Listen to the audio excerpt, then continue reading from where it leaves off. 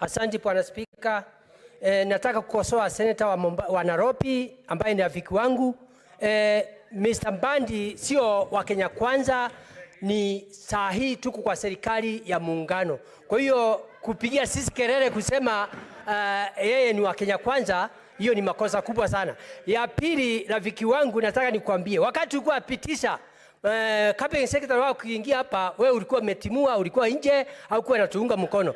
Ya mwisho, ningetaka kusema Mheshimiwa Mbadi amefanya makosa kukuja hapa, angekuja tumuulize maswali, kwa sababu unajua sisi kuko na ile pesa ambayo tunalipia wafanyikazi wetu, pesa ya usuru anja tulipa kwa kipindi ya miezi 3.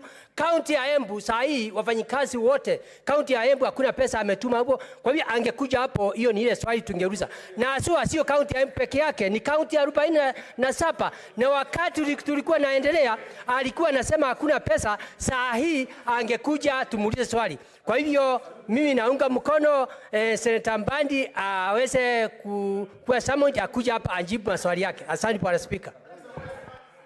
Thank you. Senator Muma Muyaka Kadri.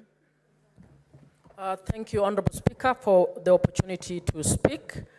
I want to add my voice that it is not acceptable that the CS Treasury can elect to send a letter this morning. The questions